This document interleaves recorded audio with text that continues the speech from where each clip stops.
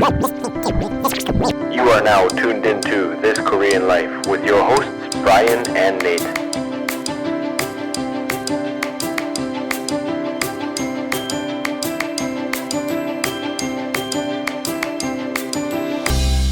Hello everyone, welcome to This Korean Life. I'm Brian.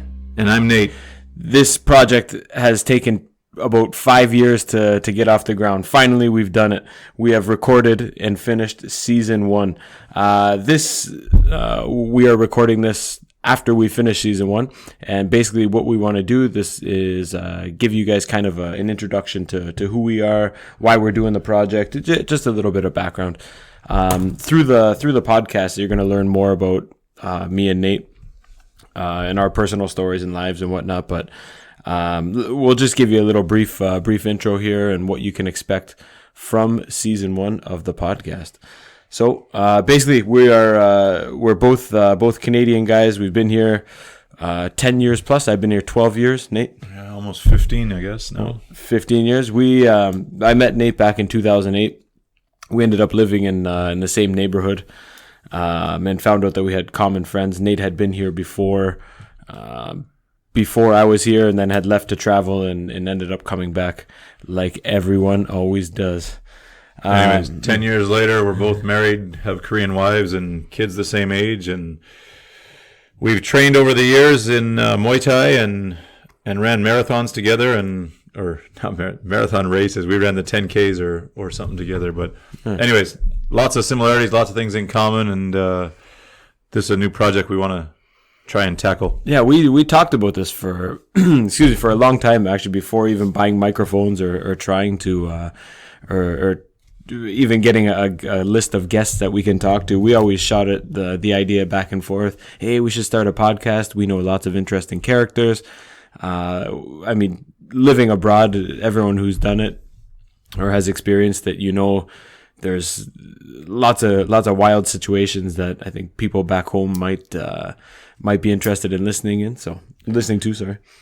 And I don't want to take anything away from anyone else that's lived here. And I mean, everyone who's lived abroad knows and has lots of wild stories, I'm sure. But I do think we have some differences, and we're very active in the community. And like you said, we've met a lot of interesting characters, but we started our own NGO called We Hope, and that's the first foreign-run NGO in the southern part of the country anyways. And through that, we've met a lot of interesting people. We've been to a lot of interesting meetings, and we've just evolved more and more the longer we've been here through different kind of things like this. And from going to meetings and learning the business kind of culture of Korea, and other things. I farm out on my in-laws' farms regularly through the spring, summer, and fall. Brian's other than our main job is still teaching the NGO. We always laugh that the paycheck, whether we have 10 festivals that we're running or some fundraising events, the pay is always the same, right? So we're still both quote unquote full-time teachers, but I don't want you to misunderstand. The pay is zero. But like Nate said, he gets into farming. You play hockey as well, yeah? Hockey. I've coached 2 hockey teams, played and coached 2 hockey teams for more than 10 years here. The first 2 teams in the city, once the rink opened up. Yeah. Between us, I mean, we've worked at 3 or 4 different universities and in public school, private academies, lots of different private teaching and business teaching. Yeah. And outside of teaching, I for a while there I had a stint as a training kickboxing. It definitely wasn't my calling, but as a young angry man, it really helped. It really helped get through those through my mid-20s. But I also trained for a few years and retired as the super heavyweight champ of Ulsan, as there was nobody in my weight category. So. How many? You had a couple of times there. Nate tried to get a fight, but no one wanted to step up. I registered for a few tournaments, and the closest guys were 20, 30 kilos behind me. So, but the best is when our teacher who's maybe 40, 45 kilograms soaking wet would drop you every Friday. Master could take me down like no problem. Good ties. And also just to plug my own work, I've again authored. I don't know if you can even consider it self-publishing on Amazon, but I have put the work in. I've got one children's book that I wrote and another novel in the works. Stay tuned. But it's all about the experiences. Absolutely. I volunteer as a warden for the Canadian Embassy, responsible for the Gyeongsang-namdo, my provincial area here. So I have to go up to some workshops and seminars and stuff in Seoul at the embassy. But yeah, before the We Hope NGO, I mean, I used to volunteer before that, and I'm part of the Community Leaders Club. But yeah, we've had all kinds of experiences here, and we've lived through typhoons and earthquakes here, and huge Hyundai protests, and it's a big industrial city where we live with Hyundai and SK Energy, which is the biggest single-site oil refinery in the world. S-Oil, lots of industry here, lots of interesting business. We just thought we could share some of those through the podcast and with our guests and through our guests. All right, that's enough pumping our own tires. Let's talk about season one there. And you'll notice a lot of the teachers, anyways, who we've interviewed so far or who we've had on the podcast for a conversation. A lot of them speak to the feeling of community. I don't know how to express it. Like that sense of community maybe in Ulsan. Lots of people come back and visit and see how the city's developed and changed and catch up with old friends. So we're located down on the southeast coast, and we're in the far east. When I came, it was quite old and kind of considered remote for Korea. I'm from a small town in Canada, and it's a huge city to me of over 1 million people.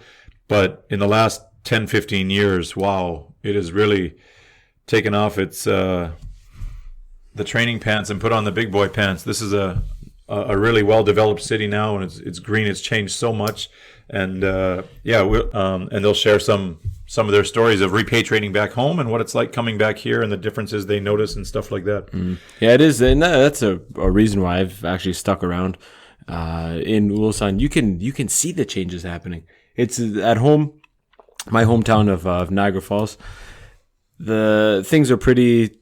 They're not stagnant, but they're pretty static. Like there's not much. Maybe a new hotel will go up here or there, but for the most part, businesses stay the same. There's some new real estate developments here and there, but here we've had a billion dollar bridge. The river was fully redone, fully transformed. It's cool, and it's really cool to see. And like the tax, you can see your tax dollars at work. They've paved 10,000 kilometers of bike paths around the city. Outside of my apartment, there's just a massive pile of garbage. I think I've mentioned that story before. So, I don't think it's referring just to here. I mean, all over Asia, it's just booming everywhere. Yeah. Everywhere you go in Asia, there's 1 million cranes, and there's stuff getting built and developed all over the place. So, for me, it's a fun and interesting place to live that's always kind of moving and changing, where I feel the same at home. I go home and I feel like nothing's changed.